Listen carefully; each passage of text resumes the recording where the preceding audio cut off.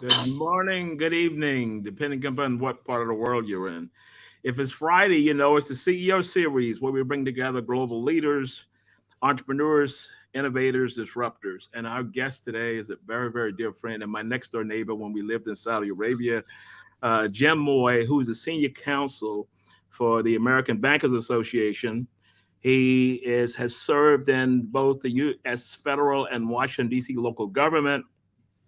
He has worked in tech, national security, defense, and transportation sector. He's a prolific legal scholar, has been published 17 times on numerous topics. He's also worked abroad, as I said, supporting the U.S. military and its allies in the Middle East. He currently serves as Senior VP and Senior Counsel with the American Bankers Association. So he's a friend and a former neighbor in Saudi. Jim, how are you? I'm excellent. The single most important qualification I have is that I know Mr. Ron Thomas. So, everything else is kind of gravy after that. And Ron, I want to say one quick thing. I want to thank you for doing this show in general, the series, because, you know, I think one thing that people don't pay enough attention to internationally is that when you're dealing in business and you're looking at leadership and entrepreneurship, it doesn't matter what culture, it doesn't matter, geographically where you are, the religion, the language. People are people, right? And those things provide you context and color, but people are people. So Yeah, when you have a forum where people from all over the world can say, hey, I'm having this issue, or hey, I've learned yeah, this in my career, that's important. And there's not enough of that because we wouldn't be, I think, probably where we are with so much division if we had more forums like this. So me personally, I want to thank you for doing this because I learned something because I try to tune in every Friday and I learned something every week from, the various people that you have. And it just proves the point that people are people and we're all in desperate need of being able to communicate, share, and look at leadership, strength, and business all from the yeah. same perspective. Well, you know what? Thank you for saying that because this is what we try and do on the series. And the series kind of started as kind of a let's see what we can do during COVID. And my thought initially was bringing on HR people, but I said, you know what? I see people that have interesting lives, careers, and all of that. So the premise was to bring on interesting people like yourself who started, finishing high school. How do you become to be a lawyer? How do you become? And I'll take this into the first question. You're recognized as one of the top legal minds, have been published 17 times on numerous topics. How do you take from high school and say, what do I do now? Okay, I go to law school. Okay, so how did you drive that? Just kind of give us a snapshot of what that looked like. So, I grew up with parents who, in the rural South, this is kind of uncommon. I had parents who both went to college. My dad eventually did graduate. My mother did not. And so they highly valued education for us. And my mother, funny enough, was a huge Perry Mason fan, huge Perry Mason fan. And as a little kid, I would sit there and watch Perry Mason with her. Oh, And I became obsessed with becoming a lawyer because I wanted to be the smartest, guy in the room, just like Perry Mason. And over time, what I learned is that, you know, especially when you have a good support network, there's a lot out there for you. You just have to essentially go out there and go get it, right? But you need a good support network. And my parents really, really, really pushed us and expected more out of us. And they grew up in abject poverty. And, they were able to achieve kind of upper middle class status. And so they used to basically tell us, look, you didn't grow up like us. We're giving you all the opportunities you need. Go out there, dream big, and go do something with your life. And so, you know, my trajectory all along the way, even though they didn't understand half the things I was trying to do through my yeah, education, yeah. they just said, if that's what you want to do, go do it. And it sounds good. Okay, okay. So the South, growing up in that part of the U.S. Um, when you think of how you made those steps and you had those parents and so how do you stay focused because you're coming from kind of behind the curve and you're trying to move forward. how did you stay focused? Well, first of all, they enforced focus, right? Yeah, I know You what know, that means. yeah. So, I was telling somebody recently, they wanted the best for me, so they expected the most out of me. And that's very important. And I think that's a good leadership lesson, even, in the workplace, that it's one thing to want the best for your employees or want the best for your colleagues, but you got to expect the best out of them. That means you can't let things slide. You can't, say you can't excuse bad behavior or poor habits, right? And it doesn't mean you don't care. It doesn't mean you don't want the best for them. It's just you have to model what it is that you're looking for. And so that's how they helped me. And then along the way, I was fortunate. I had, some teachers, professors all along the way who, saw value in me and really tried to help me. And another friend of ours uh, uh, who came from DC with me to Saudi Arabia, he says it best. And this is not in any religious term, he's always said you need a rabbi. You need somebody who you can talk to, who can help mentor you through things and can help open doors for you because you don't know it all by yourself. You're going to need help along the way. And smart people realize, hey, as you're going through life and you're meeting, new and interesting people, don't be afraid to pick their brains. Don't be afraid to ask questions because that's how you learn and that's how you grow. And you never know who you could come across who really could make a big difference in your personal and professional life by doing it. Right. So how are you carrying that back? You and I have had discussion. We met in Washington D.C. about a month or so. We had a meeting, and you were telling me some stories about incoming law students, and you're working with this group. Walk us through that. And you're a graduate of Catholic University, is it in Yep, Washington D.C.? That's great. yep, the Catholic University of America, Columbus School of Law. So now I'm on the board of visitors there, which is an advisory group to the law school dean. Um, and as the dean is trying to fundraise, communicate, set up new programs, he kind of uses the board of visitors as kind of a sounding board for him. Some people would say it's like a board of trustees. We don't have that level of authority though. So we really do just advise the dean. And what it's allowed me to do is be involved with law students. And now I'm 24 years into my practice. Whoa. I've learned a lot in 24 years. I've seen a lot. I didn't And know it was that long, man, but we're cool. wait, I just stood up and it's just like, ooh, my body is kind of hurting from that. But and in 24 years, you learn a lot, you see a lot. And I've tried my best to be involved with different programs. For instance, there's what we call pre-orientation program where students of a diverse background show up for this thing, and you kind of help give them the lay of the land of what law school is like. And as I told many of them, listen, this is not a race to conform. Be who you are, because that's one of the single most important things. And you and I kind of talked about kind of the four things, which I'll come to later. But be who you're going to be, and don't try to race to conform with people because it's all Mm, you're ever going to be is who you are. And yeah. so I feel lucky that I've had this opportunity to kind of talk and meet and try to mentor some of these kids. I have three Catholic law students who are going to be interns with me this summer. Okay. I love that, right? Because they can see what I do day in and day out, and they may determine under no circumstances that what I want to do, or they may be like, this is it. This is where I want to go. And I feel like it's my obligation and responsibility to be able to give them that opportunity to Mm, see that. mm. So when we had lunch and I was on my way back to New York, I was thinking about the statement you just made about be who you are.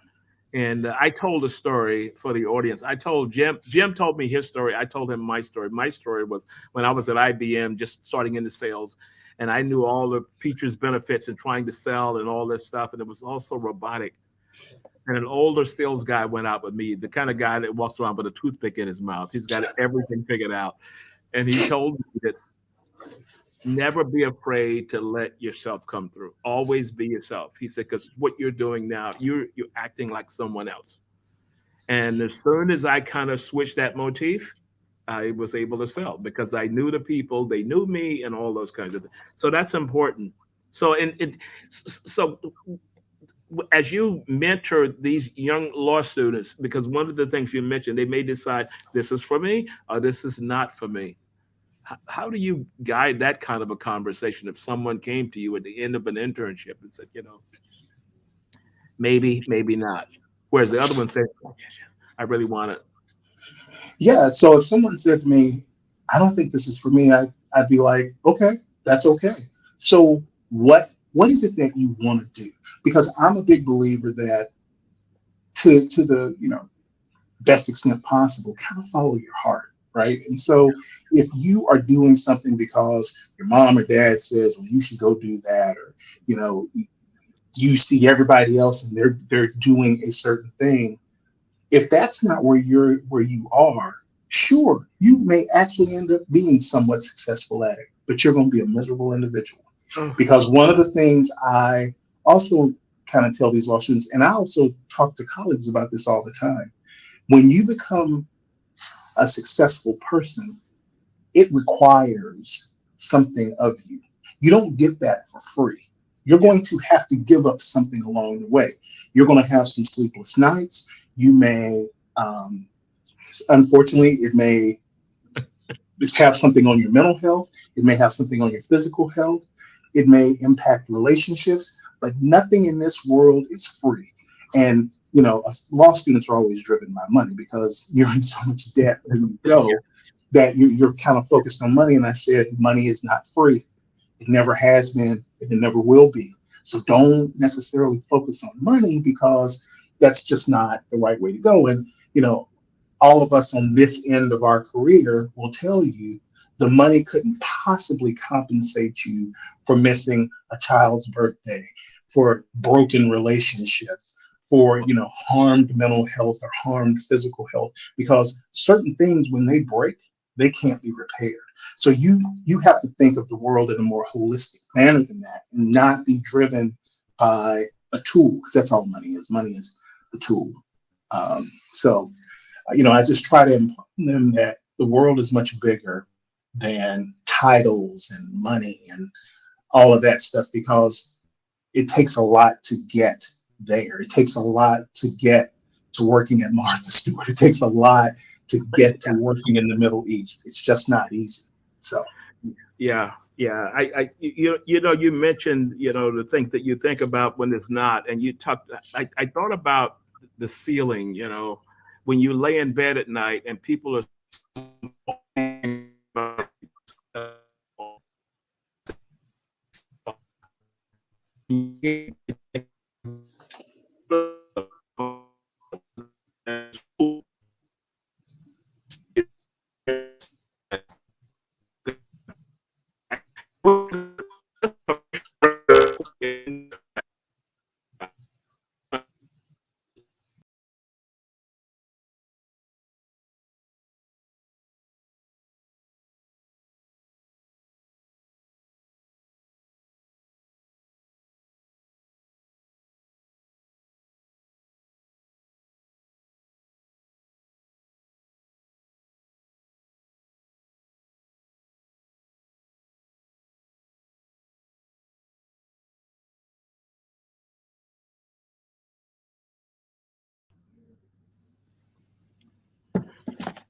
okay, we're cool. The okay. travails of technology. Right. But So you're saying about the ceiling and looking at the ceiling at yes, night. it's kind of like the iceberg theory. What they see here, they don't realize what goes under here. So when you think of that, and I always come back to what you just talked about, was that seal. If only that ceiling could talk. And you said money is not free. Gems. Yeah. I mean, you know, when you were here in Washington, I mentioned kind of the four things, right? The four things I think that kind of drive this life, and that are central tenets. They should be central tenets for anybody. It's regardless of age. Number one, you got to know yourself, right? Because if you don't know who you are, people are always looking to slap a label on you, put you in a box, and put you on a shelf that they can understand. Because think about it. Think about the people who you don't jive with the most. What's the number one thing we tend to say? We tend to say, I can't get a read on that person. I can't understand where they're coming from, because the human mind loves to label, right? So you got to know who you are, or people will try to define you for you. Number two, you got to be flexible. You can't just say, well, I've made up my mind that I'm going to be a venture capitalist and I'm going to, make $8 million a year and I'm going to do this. All of those things may be in the cards for you, but you have to be flexible, because you don't know what in your life could change minute to minute, day to day. If something could come along that makes you think, I don't want to do any of that, I want to go do something that's the polar opposite of that. So you have to be flexible in your thinking, such that if things go a different direction, you can get up and on your feet as quickly as possible. I think the third thing is you have to be ready. So I tell this to the law students all the time too. So, the biggest law firm in the world comes along and says, hey, we'll make you a partner right now. Are you ready for that? No, they're not, right? But what are you doing every day, every minute, trying to get ready for what it is that you want? Because if you're not getting ready for what you want, high likelihood you're never going to get what you want. So you've got to always be in a constant kind of preparation mode. And then the final thing, and this is the big one, you got to bet on yourself. If you aren't willing to bet on yourself, how can you ask anybody else in this world to bet on you? And I don't just mean, in a professional sense, even personally. How can you ever ask somebody to bet on you if you're not willing to bet on yourself? Because, when you really think about it, betting on yourself is not that big a risk when you know who you are, you're flexible in your thinking, and you're constantly in a preparing mode. Mm-hmm. So I think those four things are what, kind of as a core central tenet should drive people. You mentioned that over our lunch. The key point I wanted to mention to you, because it reflected on something that I did a webinar for a closed group of HR professionals who aspired to be CHROs or whatever it was. So I asked the question, what are you reading? What does your learning profile look like each week? What videos learning videos are you watching? Lectures are you watching? And it was crickets.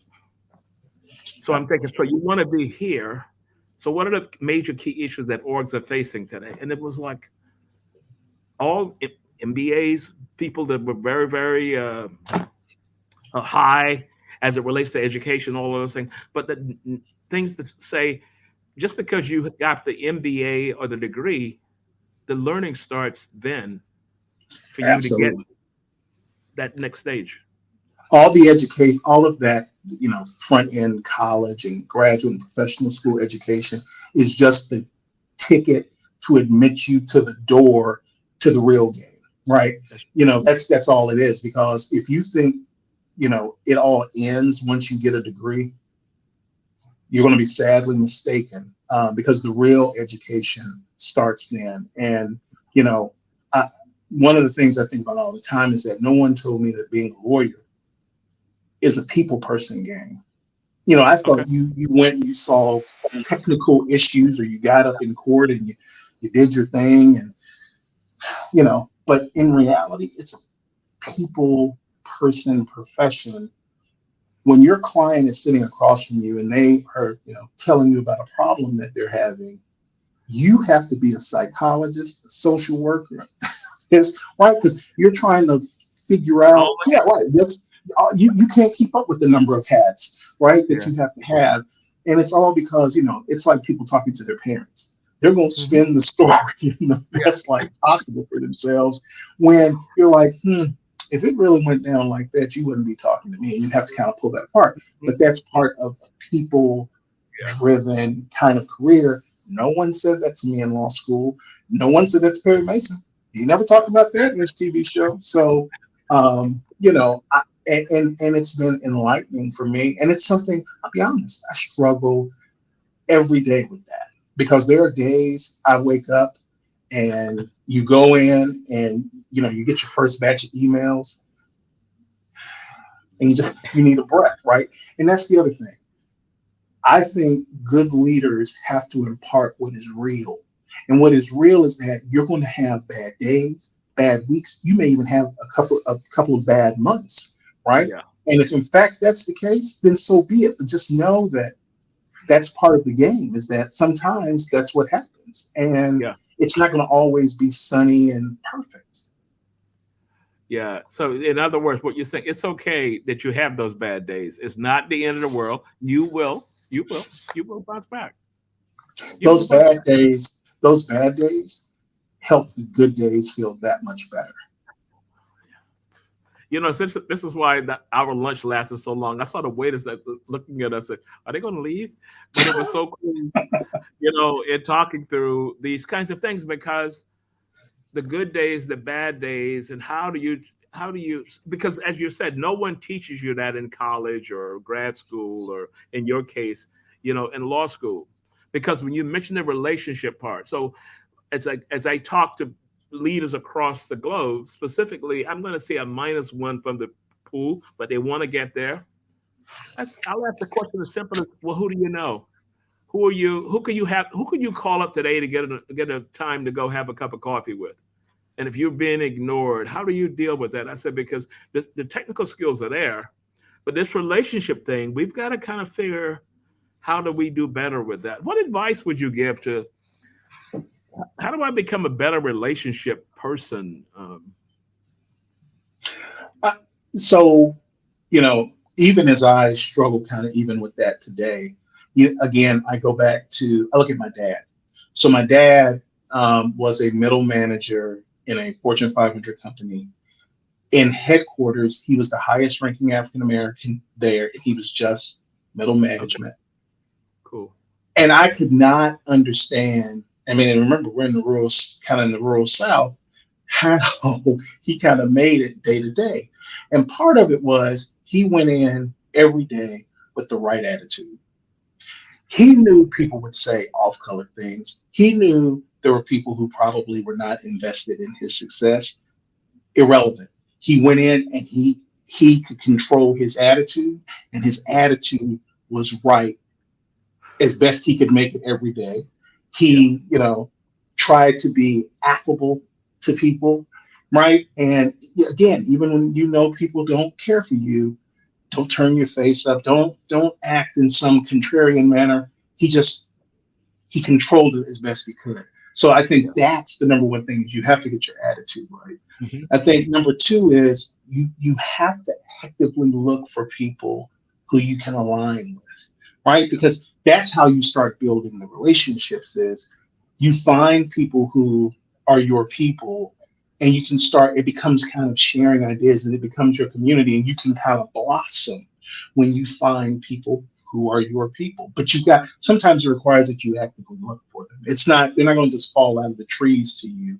And especially if you're a deeply introverted person, it's that much harder. And the person you might connect with may be equally deeply introverted. Therefore, it wasn't going to be just this easy, natural thing. Hmm. It took some cajoling to get that out there. So I think you have to actively go look, no matter how uncomfortable that may be, but go actively look for people who you can align with.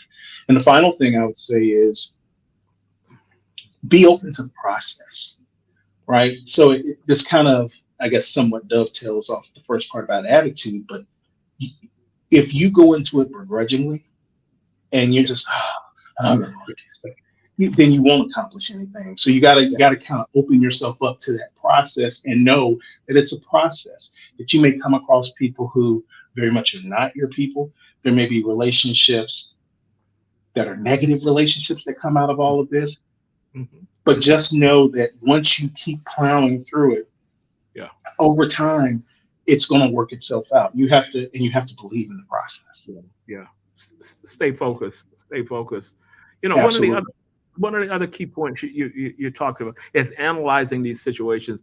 And again, not taught in schools. You know, you go to a meeting, you go to a conference or whatever it is, you have interaction, and it did not go well. My way of looking at that is that if I come back, I'm going to think, okay, so why didn't that go well? What could I have done differently? How can I approach it differently? So when we talk about coming out of school with a degree, post career to get to where you are today, a lot of that's reflection on what can I do better next week. The same as a football team analyzes all the game film over the weekend, and on Monday and Tuesday they said, "Well, here's what we got to do different next time." Absolutely. You know, and sometimes you have to take a hard look, right? And Yeah, you may miss the mark badly, and that's okay because you, especially as you get older or you become more mature, you realize that number one, you're not born innately with all the answers. Even at, you live to be 100, you still don't have all the answers. We're yeah, all hopefully learning and growing as we go. And sometimes you just don't read the situation correctly. Sometimes you let your emotions overtake your good rational sense and thought. Um, and that's going to happen. But it's okay. What did I do wrong? How can I do it better? And if I'm struggling with this, what who can help me not struggle so much with this, or what techniques, what tools can I use to help me not struggle so much yeah, with this? And I think you have to look at it clinically like that. You can't just toss it to the side like, oh, I'll figure it out, because you yeah. won't. Time will move on quickly. You will make more of the same mistake, and sometimes if you keep making the same mistake over and over again, it's inevitable. It's going to bite you in a way that's not going to Yeah. work to your favor if you're not careful. Yeah, it's going to come back because the thing is, you've encountered these things. You didn't do anything about it. You think it was going to roll over, and before you know it, it's right back in in your face. So, what are some key challenges you faced in your career? Um, and how did you overcome them? I mean, you don't go from coming out of Texas in the South. So, jokingly, we always talk about this to now being at the so-called pinnacle of the Well, legal. Well, when I say pinnacle, I mean been quoted 17 times in legal journals, the topics, and all those kind of things. That just doesn't happen. So, so biggest challenge, I would say the biggest, well, many things is that unfortunately in this world, people, it goes back to knowing yourself. People look at you and they're like, I know who you are. yeah, They don't know who you are. They know nothing about you. And I think that's been a big challenge to overcome. I think sometimes people become overwhelmed with your presence and they kind of don't know what to do with that. So um, they become more of a roadblock than anything else because they don't kind of know how to handle you or kind of be able to interface with you. Um, I would say it's interesting. I think back to a few years ago, I was working for a company and I joined the company thinking I was going to eventually be a director. That was the whole point of this.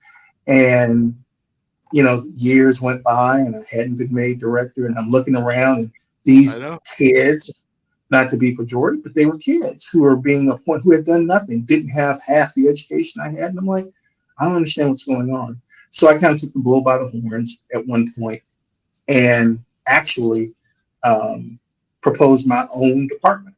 And I knew that there was a need. I knew that they had the money. I knew I had the financial end of it worked out, had the personnel end of it worked out, all of it. And it was easily laid out for them. It's like, there you go. It's a perfect idea. You need the help. Just make it happen. It won't cost you a penny to do it. And I got a lot of pushback.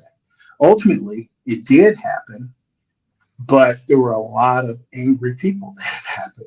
So the person who appointed me to the position eventually was terminated out of the company. And Mm, it was almost like to the day that person got terminated, eyes turned back on me. Mm-hmm.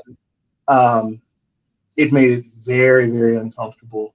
And ultimately, it resulted in me being transferred to another division.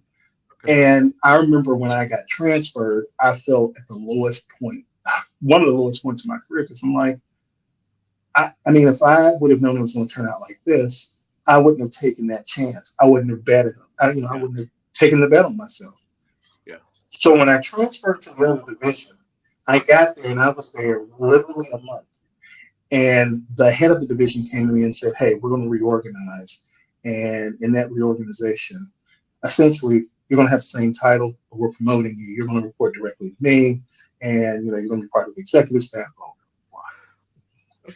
And I'm gonna tell you, regardless of what your religious beliefs, spiritual beliefs are, it's moments like that when you're Yeah. like, that's why you bet on yourself. Because people, unfortunately, people can let you down. Yeah. But sometimes, deep innate, when you know that you're right, and if you can just hold on long enough, things will play themselves out to your favor. And those people at the previous division were like, wait, how did that happen? Because you can't control everything, good, bad, or indifferent. And someone else saw the value in what I was trying to do and liked that and felt comfortable not just buying into it, but literally going all in on it. And Yeah. so, those types of challenges where you just feel low and you don't feel like there's anyone you can talk to, and it comes in a kind of a different way for everybody. The thing I would tell people is hold on, because sometimes, man, it feels like that light at the end of the tunnel is definitely a train, but it turns out it's daylight. But you got to Yeah. hold on long enough to know that it's daylight and not that train. Oh wow! I'm laughing as you're talking through that because again, we discussed this over lunch a month or so ago. Because when I made the decision to leave, Martha Stewart, people said you got to be out of your mind. I said, no, I'm just not feeling it. And I tried to figure out what was I going to do next. If I would not have made that move, I would not be living between Dubai and New York and traveling. Next week, I'm in Islamabad, Pakistan, giving a speech at a leadership conference. Was in Abu Dhabi this week, and the week before that, I was in Europe. But none of this would have happened if I would have followed the structure. But I said, you know what? I'm not feeling it, and I'm going to make a move to do that. And you and I, discussed this. This is why folks, this gentleman here and I go back. As I said, he was my neighbor in Saudi Arabia because we both worked for a defense contractor. I was human resources, and Jim came in as our chief legal officer, in guiding through that. And it was just something that connected, back during those times. But there's a whole nother story behind that, which we discussed over lunch and had a great time talking. Even the wait staff was kind of sitting, listen to our laughter, and as we were telling all these stories. Right. So, what do you find about the legal profession so rewarding? I mean, you're talking about the Perry Mason moment and watching that. A lot of people watch Perry Mason, they saw it as a show and moved on. A lot of people watch a lot of things and they just Right. moved on. But there's a hook or something that was there, and you were able to take that and build a career. Because that's an interesting analogy of for folks who from since we have a global audience. Perry Mason was probably the first legal show, and he solved every case in a half hour or 45 minutes or whatever it was. Yeah. The big thing about law is law touches every facet of human existence, right? So you have all these different, fields of law. You have intellectual property, wills and estates, criminal law. You have contracts. Contracts are, actually my specialty. So you have all these things where you're touching different elements of human life, and the reality is you can change people's lives. I have a very close friend who is a divorce lawyer. She sees people at their absolute worst. These stories she can tell you about how petty people become. And I remember as she was, conveying a couple of stories to me, I said to her, divorces are just proxies for something else. Yeah. Because they're mad because this happened in the marriage, that happened in the marriage, you did this to me, I did that to you, so now I'm going to hurt you kind of thing. But the law really can change people's lives for the better. I was a prosecutor many, many, many years ago, and I prosecuted child abuse and neglect. Every day, that's hands down, best job I ever had, right? Because every day I could make some child's life better. Wow. I could make some family's life better. And I took that, I walked away from the U.S. federal government to take that job because I felt like it was a calling to go do something that made sense and that connected to the community. And I loved every day that I did it. And then it reached a point where I'm like, and we've had enough of this. We can on to the next thing because of internal bureaucracies and some other things. But that's what, to me, no matter what facet of law you're in, you can change people's lives for the better. And you can do things for them that other people can only dream of doing. So, when done properly and coming from the right perspective and doing it ethically, there's very little you can't do as a lawyer. And so, and we are, as much as people crack jokes about lawyers and say how we're this, we're that, when you're in trouble, who do you call? When something feels too big for you, who do you call? I'll tell you this final thing. I got a email last week from a family friend. His father had died. I had known his father basically from birth. His father had been a teacher to both of my parents, and our families had become very, very close as I was growing up. And they ran into a problem kind of over the estate and some other things. And while it's not what I do, he came to me and he said, "Hi, man, we've got this problem. Can you help?" Absolutely, I can help. And I the first pass of this, sure, I can help. And if it gets to be more than that, we'll figure out what to do from there. That's what I mean by, this family is grieving, and then they've got this problem that has cropped up, and I can go help relieve some of that. I can't bring him back, but I can relieve some of the kind of back end frustration they're feeling over the situation. Yeah. And that's what I mean by when you do it well and you come to it from the right perspective, you can actually change people's lives. You can be helpful to them. Yeah, well, our topic today was, legal to purpose-driven, and that's a purpose-driven. When you think about the story you told about, child abuse, and you went in there every day and said, "I'm going to make a child's life better," in doing that is so powerful, man. Because why do we do what we do? I mean, is there a passion behind what we do? When we get up in the morning, I always tell people, I say, what I do, I have a passion about it, and I cannot wait to wake up and go do what I do. But if I had a job and they told me, said, "Okay, you got to go here in this country on this week, and this country in this week," and it was just a job kind of thing, I probably would have quit. I don't know where I would probably be, back in New York or whatever it is, but this passion piece, and I think so many people are struggling with that. What advice would you give someone for, we talked about the law students you're working with, and I know you give a lot of speeches across the country. I'm going to try and get you over here to talk a little bit over in the Middle East of trying to find purpose in life. Because I think when you find people quitting jobs and doing these things, and this job is not working out, they got to find that anchor. How can I find that anchor? I think you have to be honest with yourself, right? Because I think, especially, I will tell you this thing. I think we maybe talked about it at lunch. I call it the risk corridor. I've had employees that worked for me who were young, in their 20s, and they would come to me and say, "Well, I'm thinking about doing this, or I'm thinking about doing that," and I would say, "Your risk corridor. Let's talk about that. When you're in your 20s, your risk corridor is wide, meaning you're not married, you don't have kids, you can quit your job today and move and go travel for a year if that's what you want to do. But guess what? Over time, you fall in love, you get married, you buy a house, you have kids, you get a minivan, you have to start saving for college." And I'm not saying the minivan. Okay, that was right.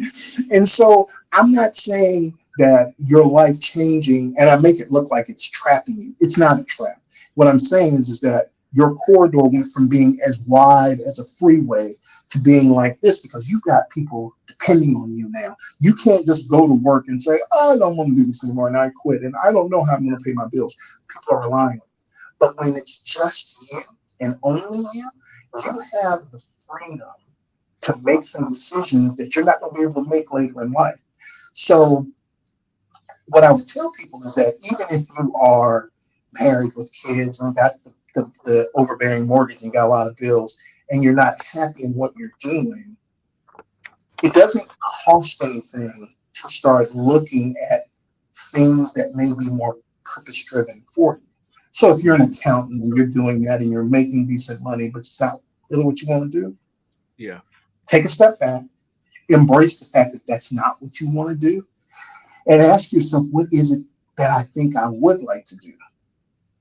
And it may take peeling the onion a little bit, right? It may take educating yourself on some things to determine, okay, I think that's something I may be interested in. And I think there are steps you can take to transitioning to something else. Meaning, let's use the accountant thing. So you're an accountant, you're not happy with it, and you determine that, my real calling is I think I want to teach high school.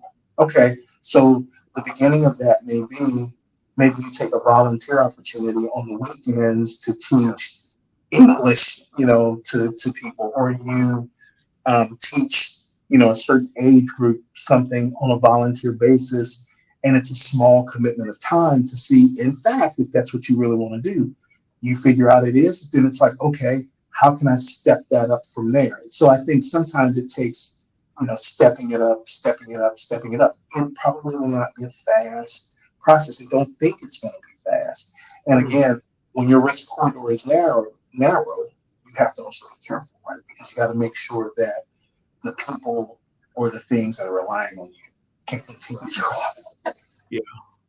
I had this same conversation yesterday because I think I mentioned I was in Abu Dhabi and a young lady that I had met years and years ago, who's now the CHRO for a major company, and she was talking to me about, I really didn't know the backstory, but what she was saying was that she went to school and she got a degree in what her parents told her to get a degree in.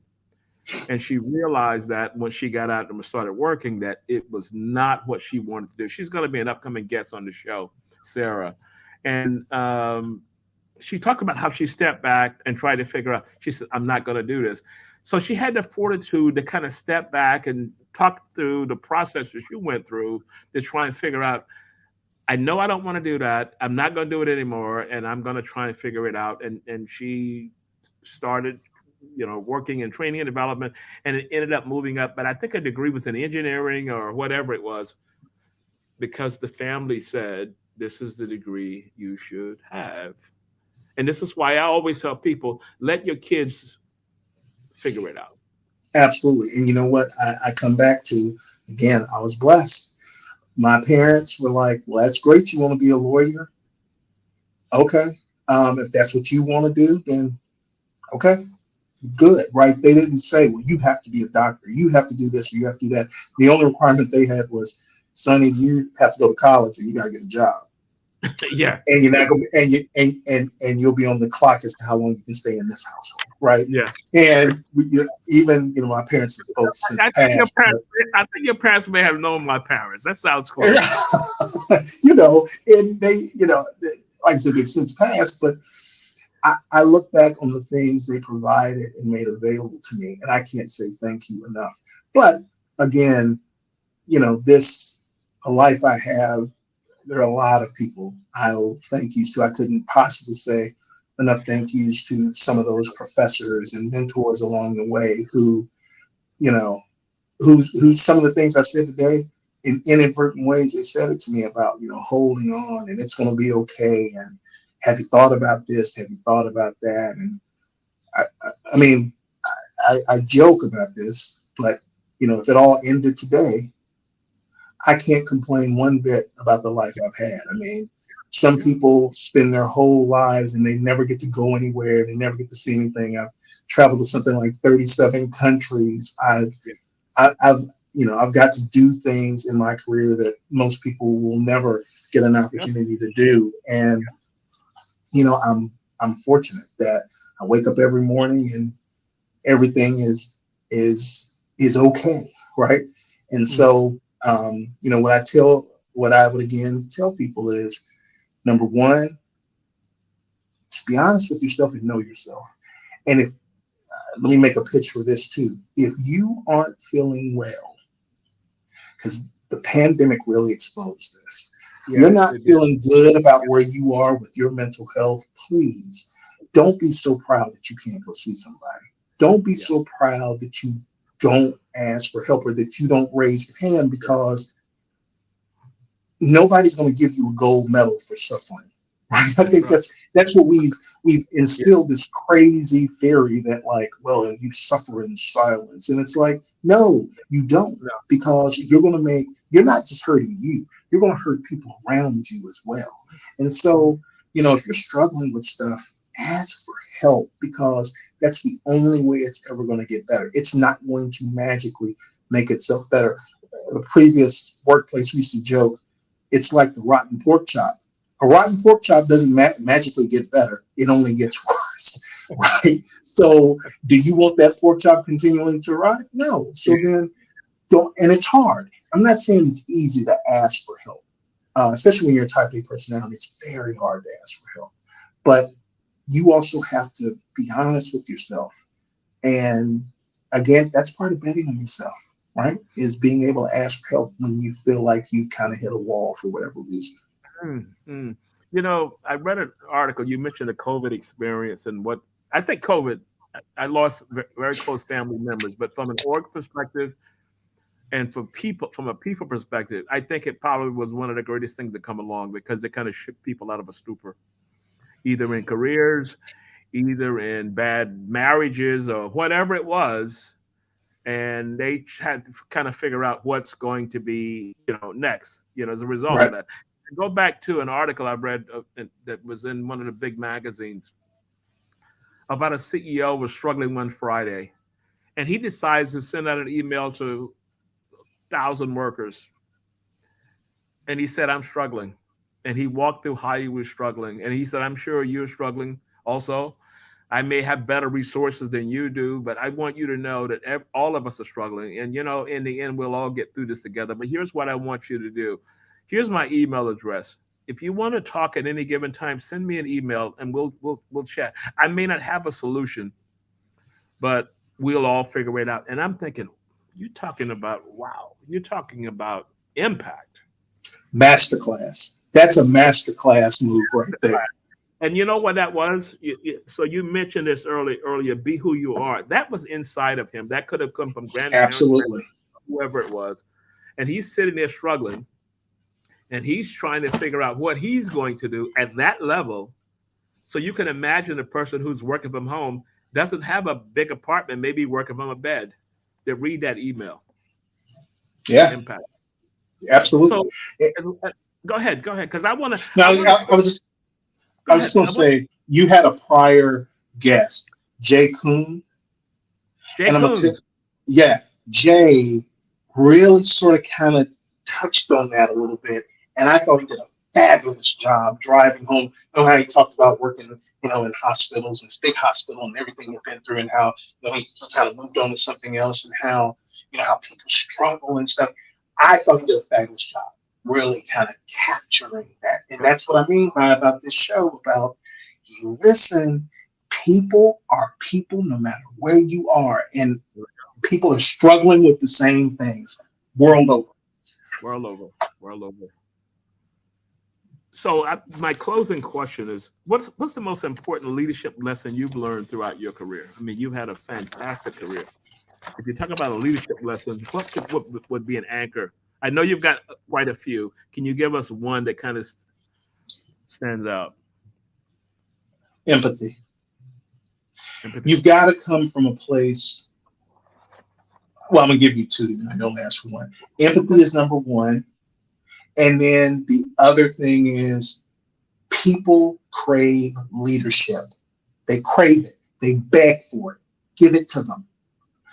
Do not, I see a lot of folks who hunt day in and day out. They don't want to lead. They don't want to provide guidance. Nobody said you had to be right all the time. That's not what this is about. It's about people want guidance on how to do their job. They want guidance on, how to advance their careers. Give it to them the best you can. And part of that goes back to the empathy thing. Think if you were on the other side of that table asking for it, you would want somebody to help you to provide it to them. And every management gig I have ever had, I tell the exact same story. The very first one I had, I remember day one of me walking in, I had a list. I had a game plan. I had no idea what I was doing, but I had a game plan. You always have to have a game plan because people are looking to you to lead them.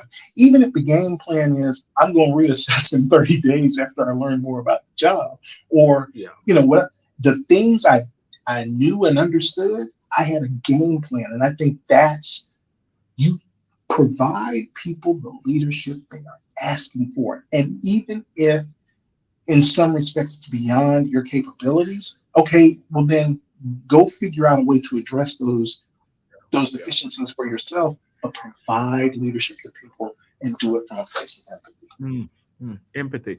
So it's funny you mentioned empathy because from a leadership perspective and from the research that I come across, the big E is the new mantra for leaders moving forward. Sometimes it's just an innate ability we have it based on upbringings and all those kinds of things, and then sometimes we don't have it. But what you just said, put yourself in that person's shoes, which is what empathy is anyway, and maybe you would approach it a little differently. And the one thing, and as we see so many violent outbreaks here in the U.S., it reminds us that you do not know what people around you are struggling with. Likewise, they don't know what you may be struggling with. And we have to start having a different leadership conversation, not just in this country. We need to have it in the world, but really here in the U.S., we really need to have a new conversation about we're missing the mark on connection some way, somehow. And, workplace violence is up, all of this stuff. We have to talk about how we be better, more empathetic leaders, because we're not leading people the right way. If this is what's happening, it's not just about guns. It's about you have to want to do something before you go pick the gun up. That's because these cultures are toxic. Why are they toxic? Because people are not leading, right? They're not coming from a place of empathy. They're just going through the motions. They're AIing it and just going through the motions. Yeah, just going through it. My man, you gave me 45 minutes to an hour, and I really appreciate it because I know your time. I don't know what your hourly rate is, but you could send me a check, and you can send me an invoice. I'll take a look at it. Thank you so much, man, for being a guest and dropping all those nuggets, because this is what we try and talk to people. I mean, fantastic career from the years of experience, 17 cases, it just goes on and on. But I knew you were big shot when you was my neighbor, and I was kind of just your neighbor, just glad to be in the presence there. But for folks that's listening, he was my neighbor, and we would carry on like this in the afternoons, whenever we would be coming in from work. So it was always a pleasure. And to all those listening and watching, understand he is Mr. Ron Thomas. Nothing less than Mr. Ron Thomas. And if you know him well, maybe you can call him Mr. Ron. Okay, cool. I won't tell my story that aligns with that, but in a different context, I will. Jim, thank you so much, man. Really appreciate you being a guest on the show. You brought your A game, and I appreciate that. Thank you very much for having me, Ron. And again, I love the series. I love what you're doing with it, and it's a necessary, needed conversation. Okay, cool, man. Thank you. Hang on for a second. Okay. As we close out.